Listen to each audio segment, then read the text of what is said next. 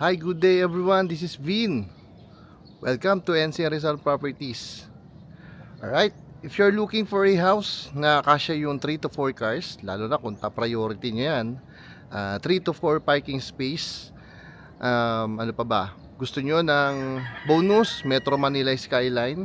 So, mamaya ipapakita ko pag akit ko dun sa may terrace, lalo na dun sa may balcony ng master's bedroom. Pero yun yung pinakang highlights nito. And very rare or talagang siya na lang yung natitira na wala nang ibang option for a single detached. Yung iba kasi sa inyo gusto nyo single detached, diba? So eto na, tapos 3 to 4 parking space. Usually kasi ngayon 2 parking space lang po, pero ito kasya po 3 to 4. Papakita ko sa inyo mamaya. Kaya lang medyo may mga kalat, disregard na lang, excuse na lang po do sa mga kalat na makikita nyo, ha. Ito, tara, pasukin natin. Init. Pakita ko yung half ng property. So ayan siya, may basement. Nandun yung ating parking space. Then ground floor and second floor. Alam nyo, dito pa lang, di ko alam kasi dito sa camera kung kuha, pero dito pa lang sa pwesto ko, kitang kita ko na yung mga buildings doon sa may Metro Manila. Hindi ko alam kung ano yan, Ortigas ba, Makati or what. Pero pansinin nyo yung kalsada natin, mula sa kinatatayuan ko, pababa po yan. Okay, so mamaya makikita nyo ang ganda ng view sa may balcony. Di ko lang sure dito sa gamit na camera, pero maya i-zoom natin. Okay, so this is a single detached house and lot. Alright, pakita ko sa inyo yung parking space. Paki-disregard na lang ulit yung mga kalat. Okay, so here yung ating pedestrian gate. Then ito yung start ng parking space. So ayan. Ay ate, sus lang ha. So ito yung parking space. 3 to 4 cars yan. Kasyang kasya. Actually ito pa oh. Kaya lang hindi naka-cover. Ayan. So doon sa likuran yung ating service area. Then nakikita nyo nandun, hindi na ako pupunta. Maid's quarter at may sariling toilet and bath po yung ating kasambahay dyan. Okay? So ayan. Nakaya, ang haba niya, no? Ayan, yung mga naghahanap. 3 to 4 parking. Kung 3, 4 ang sasakyan nyo, ito na. Usually kasi hanggang 2 parking space lang po yung mga gawaan. So ito, yan yung ating setback dito. Kung mapapansin nyo, ang luwag din ng kalsada sa yan sa harapan. Napakaluwag. Kaya pwede naman kayo mag-park outside. Pero tingin ko naman kasya na yan. Kasya na po yung parking space na yan. 3 to 4. Pasensya na, may mga konting naayos lang. Pero ayun yung setback dyan. Magsisilbing lanay area. Alright. So since single detached to, syempre, yung ating floor area. Ayan. So ito yung ating living and dining and kitchen area. Alright. So living area, ito yan, pagpasok. Then dito yung magsisilbing dining area. Access dito sa ating sliding door papuntang lanay area, and then yung kitchen area. So very simple. Okay? Very simple lang naman. Then itong pintuan na to is access doon sa tinuro ko kanina. Nung hindi ko na pinuntahan na maid's quarter, diba, yung sa may parking area or yung garahe natin. Then may maid's quarter, CR ng ating kasambahay. Yan. Access yan, paakyat dito. Okay?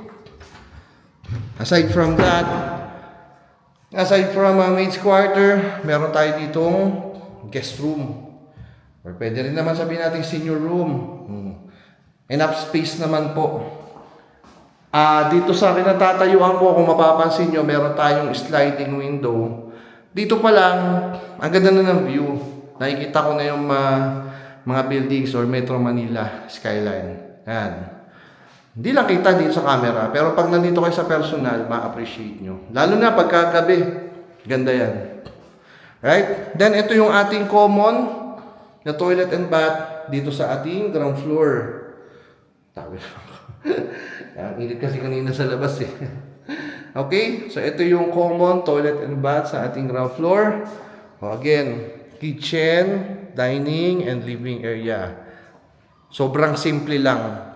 Okay? Sabi ko nga sa inyo, ang highlights ng property is yung parking space niya na good for 3 to 4 cars. Pwede pa kayo mag-park outside.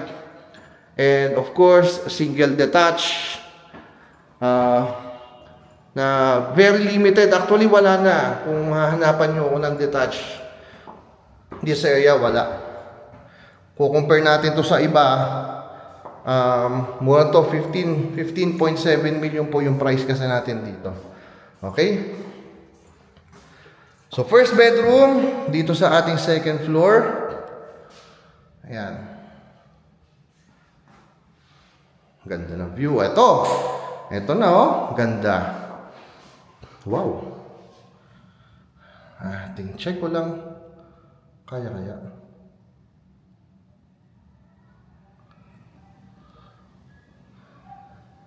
Ayan. Medyo kita na, diba? Mamaya na lang ulit. Doon sa balcony ng ating master's bedroom.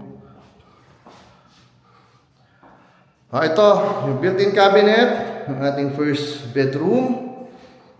Dito sa second floor. Then, yung kanyang toilet and bathroom area. So, yan, magkahiwalay. Ito yung shower room. Then, nandun yung ating lavatory and yung ating toilet. Okay. So, second bedroom. Dito sa second floor. Yan. Ayan. Mas maganda. I love you. Okay. So, ito may built-in cabinet din. Papakita ko yung space. Ayan. Okay, proceed tayo sa ating master's bedroom.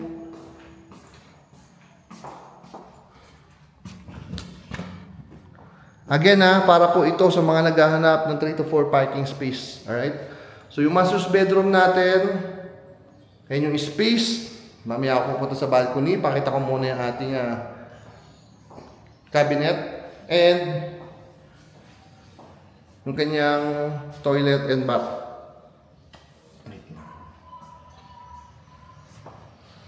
So ito, naka-shower enclosure na rin. Alright. Ayan. Tara. Punta na tayo doon sa pinakang bonus ng property. Dito ka muna. So, ito yung balcony. Gusto nyo magtambay sa gabi. Ito yung makikita nyo. Wow. Init. Wait lang Try to zoom. Ayan So, nakikita nyo, diba? Mas maganda sana kung gabi.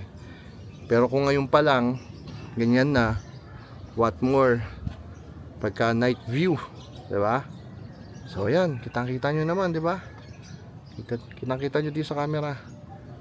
Ayan, naman na, init. Lalo ako masusunog, negro na po ako Lalo ako masusunog. Ayan.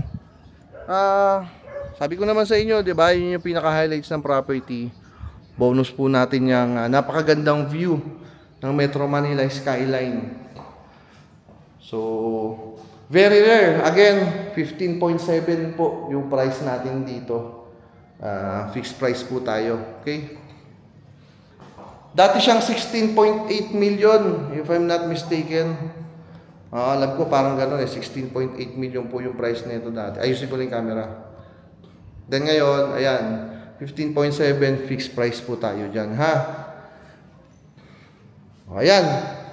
So, kung interested kayo, naghanap kayo 3 to 4 parking space, gusto nyo na may view, Metro Manila skyline, message po kayo, napanood nyo naman siguro yung full video. Sana hindi kayo nag-skip, Ayan. Again, my name is Vin of NCR Resort Properties. Thank you for watching po. God bless everyone. Bye-bye.